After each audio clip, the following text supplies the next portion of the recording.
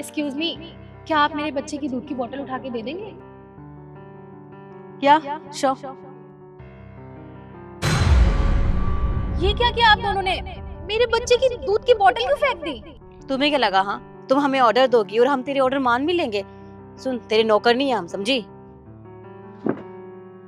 ये क्या बकवास कर रही हो तुम दोनों? सुन, बकवास तो हम कर नहीं रहे। तुझे एक बात बताऊं, अगर तेरे हाथ में ये बच्चा ना होता तो आज तू हमारी तरह आजाद घूम रही होती और जो मन में आए ना वो कर भी रही होती। एक काम कर, अपने पति को डिवोर्स दे दे, हमेशा खुश रहेगी, सच में। अच्छा, मुझे ये चीज समझ नहीं आती कि तुम दोनों को ऐसी कौन सी अचीवमेंट मिल गई है जो तुम इतनी बड़ी बड़ी बातें कर रही हो।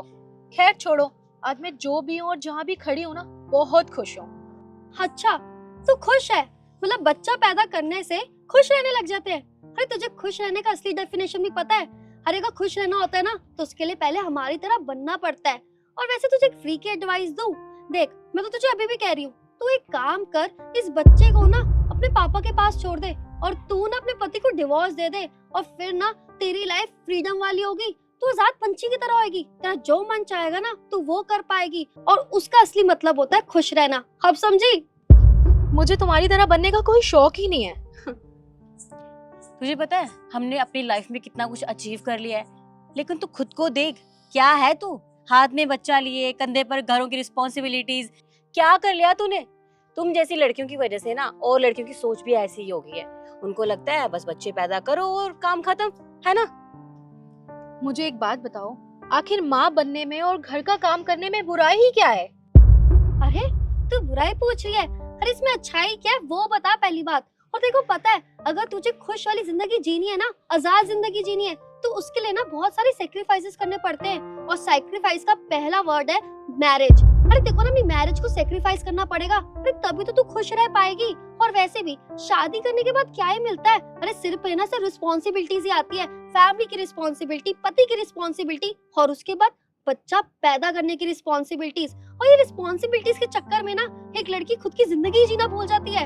अरे दूसरों का तो ध्यान देखना छोड़ो, अरे वो खुद का ध्यान नहीं रख पाती है और तो कह रही इसमें खुशी मिलती है।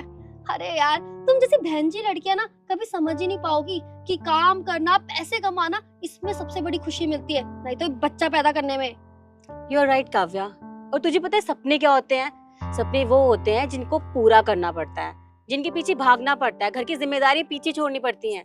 पर तूने क्या किया? बस हाथ में बच्चा ले लिया, अब हाथ में झोला भी पकड़ लेगी और अब तू ना बस ये बाजार के चक्कर काटती रहेगी और उनके आगे पीछे हाँ जी करती रहेगी। काश तूने हमारी सोच रखी होती तो आज ये सब नहीं होता। सपने पूरे करने के लिए ना हौसले की जरूरत होती है, ना कि बनावटी पंखों की।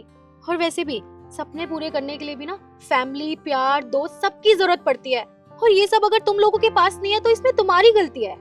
हमारे पास क्या नहीं है? हमारे पास सब कुछ है। आज हमारे पास इतनी बड़ी कंपनी जिसमें हम काम कर रहे हैं और तुझे पता है बस एक सिग्नेचर की जरूरत है, उसके बाद हम जो चाहे वो कर सकते हैं। और हमारे पास ऑलरेडी बहुत बड़ी कंपनीज हैं, उसके बाद तो खैर तुझे क्या ही पता होगा। तो एक काम कर, तू बस बच्चे पैदा करने में ध्यान दे, बाकी सब छोड़ दे, तेरे बस का है भी नहीं है। खैर बहुत बकवास होगी, अब चलते हैं यार। हाँ चल। मैम मैम आपकी गाड़ी ठीक हो चुकी है, अब आप चल सकते हैं। ठीक। अबे ओ, पागल वागल हो गया क्या? इस गवार को, इस बहन जी को मैडम क्यों बोल रहा है? मैडम पहले तो आप ना इनसे तमीज से बात कीजिए, आपको शायद पता नहीं है ये कौन है। और हाँ, हमारी मैडम ना अपने बच्चे को और अपने डिपार्टमेंट को बखूबी संभालना जानती हैं और इस शहर की IAS ऑफिसर हैं। मजाक कर रहे हो क्या? ये हाथ में बच्चा लिए, ये साड़ी पहने गवार, ये कहाँ की IAS ऑफिसर होगी भाई? देखिए मैं आपसे बोल रहा हूँ ना, इनसे तमीज से बात कीजिए। वो तो मैडम की गाड़ी खराब हो गई थी, इसलिए मैं इनकी गाड़ी ठीक करवाने गया था और ये यहाँ पे खड़ी हुई थी, समझे आप? मतलब ये शहर की सच में IAS ऑफिसर है? जी हाँ। I am really sorry ma'am, हमें पता नहीं था कि आप IAS ऑफिसर हैं। एक्चुअली हम तो आपसे ही मिलने आ रहे थे, वो साइन चाहिए थे ना आपके। हमें जब पता चला कि आप यहाँ आज आ रहे हैं तो इसीलिए हम आए थे। आई एम सॉरी, अभी जो बदतमीजी करी प्लीज दिल पर मत लेना। यस मैम, वो क्या है ना, हम आपके पास ही आ रहे थे और हमें ना बस आपकी एक सिग्नेचर की जरूरत है और उसके बाद ना हम अपना स्टार्टअप शुरू कर पाएंगे। मैम प्लीज आप इस पे एक साइन कर दीजिए मैम प्लीज। या श्योर, व्हाई नॉट।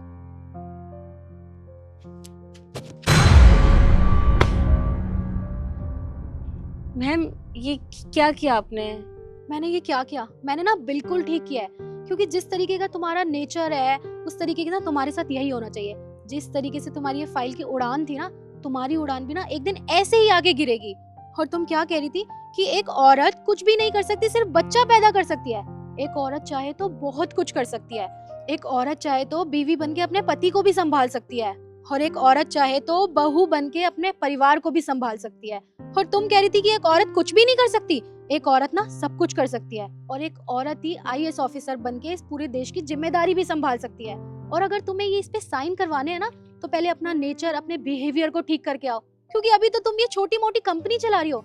अगर तुम कुछ बड़ा काम करने लग गई तो तुम तो लोगों को पूछोगी भी नहीं। इसलिए पहले अपना ये एटीट्यूड और अपना नेचर संभाल के आना, उसके बाद मुझसे ही साइन करवाना। समझ में आई तुम दोनों को? मैम अब we are really very sorry, हमें पता नहीं था कि आप इस शहर की आईएएस ऑफिसर है। अगर हमें पता होता ना तो हम कभी भी ऐसी गलती नहीं करते मैम। और आपने एकदम ठीक कहा, हमें ऐसे घमंड में नहीं आना चाहिए था, और उसके लिए I am really very sorry ma'am. आगे से कभी ऐसा नहीं होगा। प्लीज मैम एक फेवर, आप इस पे साइन कर दीजिए प्लीज। अच्छा, जब तुम लोगों की बेइज्जती करती हो तो तुम सोचती हो कुछ भी, तो मैं क्यों सोचूं तुम लोगों के लिए? और रही बात साइन की, तो साइन तो तुम्हारे को तभी मिलेगा जब तुम लोग सुधरोगे। पहले अपने बिहेवियर को सुधारो, उसके बाद तुम्हें ये साइन मिलेगा। समझ आई तुम्हें? निखिल चले। आइए मैम। मैम मैम एक बार